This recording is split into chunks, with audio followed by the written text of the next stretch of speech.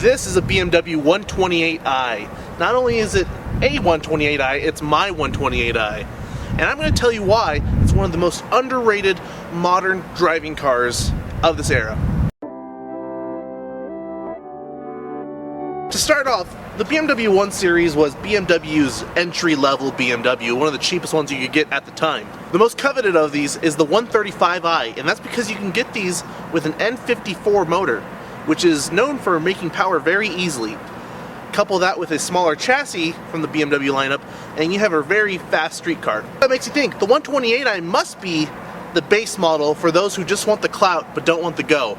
And I'm going to tell you today, that is very wrong. Now, this isn't a stock 128i. This guy's been prepped for SCCA STX, which is basically the street touring class where you can have some basic bolt-ons, and that's about it. I mean, this car's been pretty much maxed out to that class, but the big modifications this car has are the JRZ coilovers, the 17x9 square wheels, and the custom 1.5-way limited slip differential. This car does have full bolt-ons, and this specific one right here made 240 at the wheels at 1,000 feet elevation, so it does have some more go juice compared to your stock 128i. The stock 128i makes 230 at the crank, so this does kind of show the potential the car has. This one here also does have the M factory package, which has M bumper, I think M side skirts, and the M rear bumper, M steering wheel, and some M trim around the car.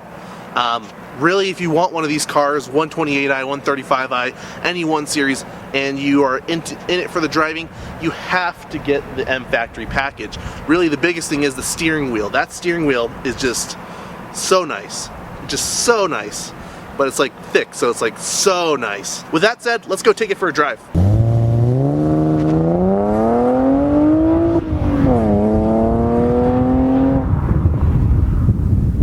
To call this car the modern E36 M3. It's really similar to the dynamics you get with one. A lot of the dimensions of the car are very similar. Power band's the same, you know, it's an inline 6 with that, you know, typical BMW inline 6 sound and power band. I'd honestly love to do a future video comparing this car directly against the E36 M3. So be on the lookout for that, because I already have a friend with one.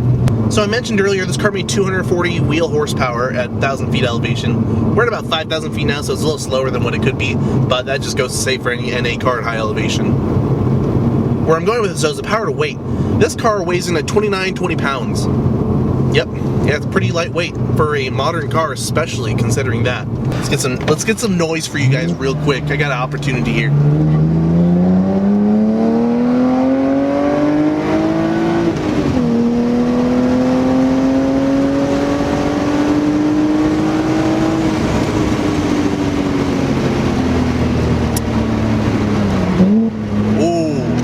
Heel toes. Oh, those blips are delicious.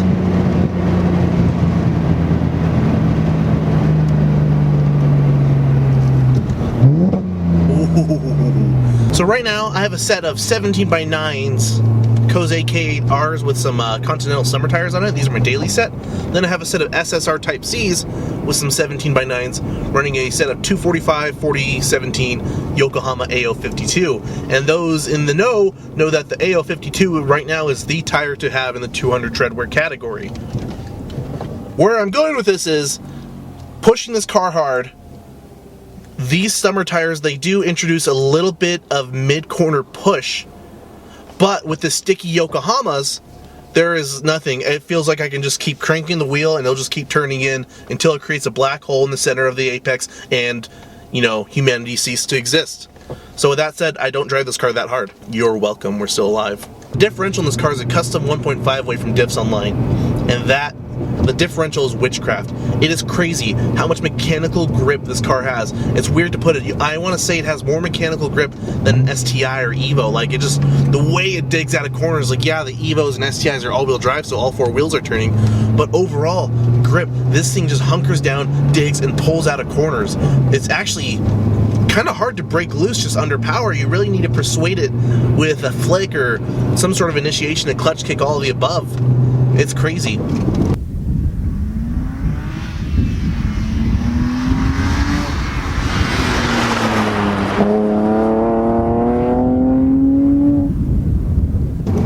Speaking of drifting this car, though, I did drift it a little bit at an event earlier this year, and That's also really impressive. This car actually has a lot of lock from the factory, a lot more than the stock Z. And for those that know me, I've been drifting my stock Z for the last 2-3 years with stock angle still. So I've already proven how capable that is from a stock standpoint. This car has more angle and a similar wheelbase and a similar power band with the bolt-ons, of course. And it's just crazy. This car could be a very good candidate for a drift car. To add to that, all the E90 chassis components are the same in this car, so everything in this car will fit an E92, E90, whatever, that generation, that body style. The best way I can describe the dynamics of this car, of its handling and all that, is it's like a piece of code, or it's like a robot. And what I mean by that is, my robotics teacher, when we were in class programming robots, and a student would always say, "Why is it doing that?" And his answer would be, "Because you told it to." And there's truth to that. Your code that you made told it to do that. Even though it wasn't what you intended, it's just taking your commands and delivering the feedback. And where that relates to this car is, when you tell this car to do something, it'll do it. So, if it starts to understeer, it's because you told it to. And where I'm going with this is, this will make you a better driver as a car. It'll make me a better driver this year, I feel, and for years to come. Learning on a platform like this, because it takes what you feed it and it delivers the output. So if your input is poor, it will tell you that, it will show you that. So that will really change how you input your driving technique. And I think that's the most beautiful thing about this car.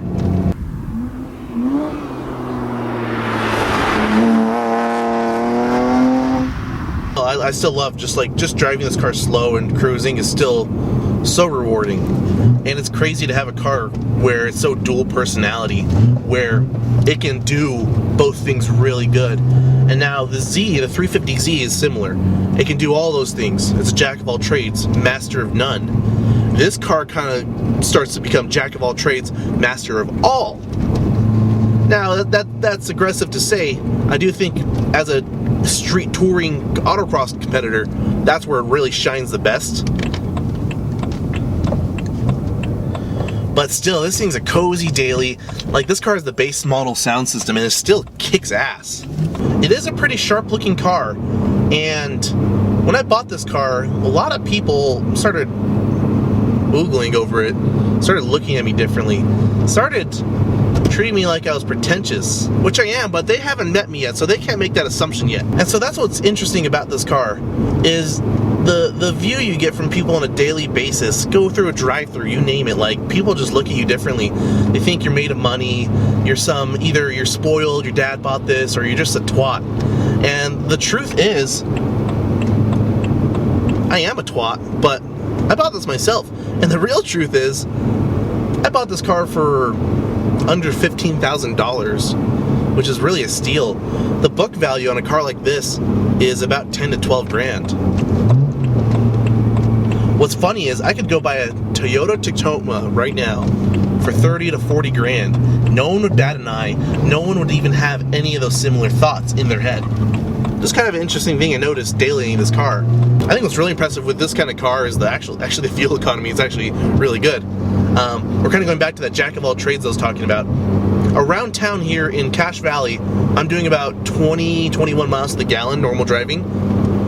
To put that in perspective, I give Cache Valley its own fuel economy rating because the speed limits are so low and the traffic patterns are so bad that you spend a lot of time sitting around. To put in perspective, my 350Z does 14 miles to the gallon. Now on the highway, I got 32 to 33 driving at nice, cruise control at 80 and just setting it there, which is pretty good. That's pretty good, I think, especially for a car of this caliber, of what it can do. And interesting enough, these back seats are very usable. I can sit in the back comfortably. I can sit in the back for a road trip. It kind of depends on if someone in front of me was pretty tall and they had the seat far back, then that kind of suck. But otherwise, if they were able to scoot up comfortably, I could still have a lot of leg room. I could be comfy back there. It's crazy. It is a little harder to get in the back seats of this car though, with the bride seats though. The brides here in this car don't recline very far because the bolsters hit each other. So otherwise, I'd imagine with the stock seats, it's really easy to get in and out of also. Have a lot of headroom. I don't have to do this thing where I'm sitting back there with my neck, keep my head up. I could sit there for a whole 12-hour road trip if I needed. My Rottweiler, he sits in the back super comfy.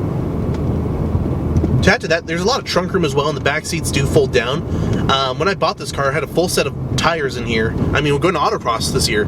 Full set of wheels and tires in here, jacks, tools, extra parts. I was loaded up, and it wasn't a struggle to put it in. It wasn't playing, I wasn't, trying to put the puzzle pieces together with a Z. It just throw it right in, that's it, call it good. So as a segment to talking about daily ability, street driving characteristics, let's talk about reliability. Now, this is an N52 motor in this car. Actually an N51, but long story on that, it's an N52 basically, but for California emissions.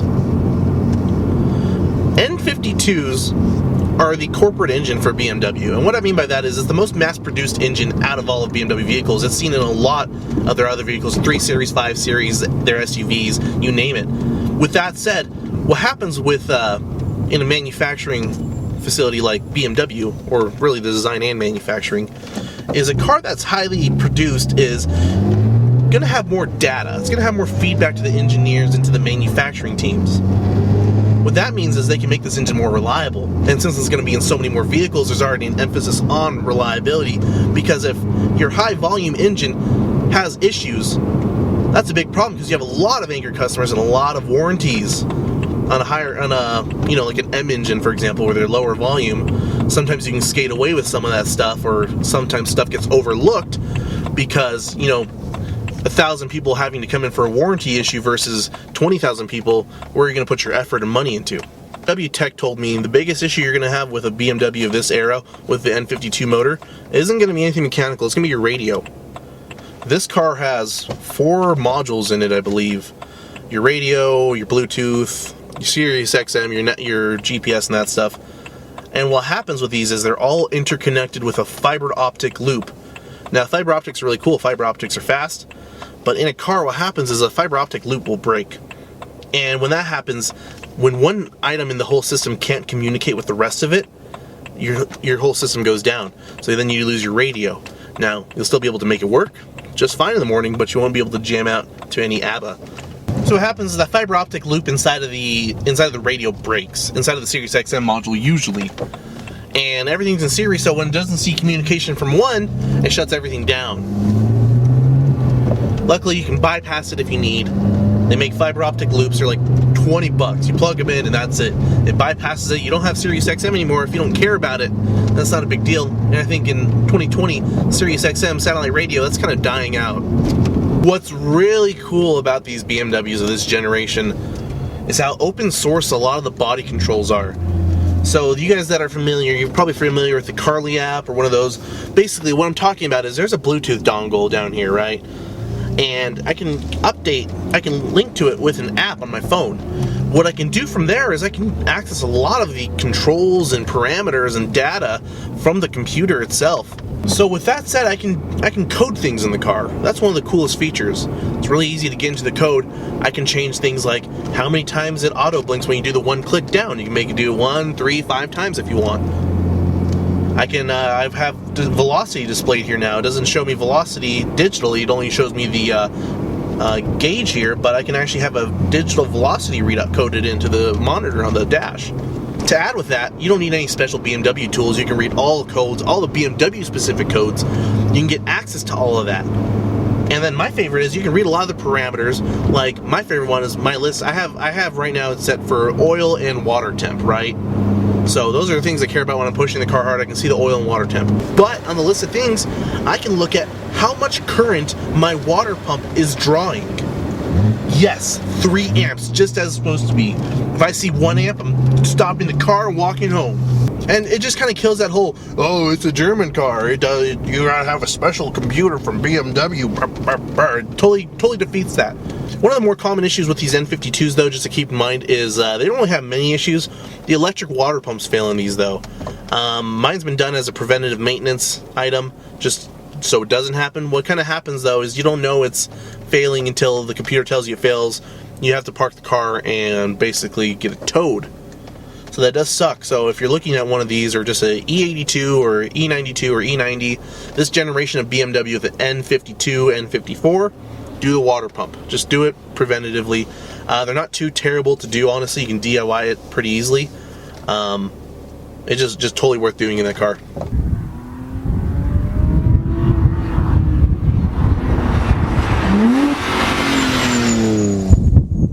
Alright guys, that's my review of the 128i. Now I've had a good amount of seat time in this car. Unfortunately with this whole pandemic I haven't been able to do too many track days, but I have done an autocross, I have done a track day, and I have done a drift event, so I'm able to give you guys my best feedback on this car.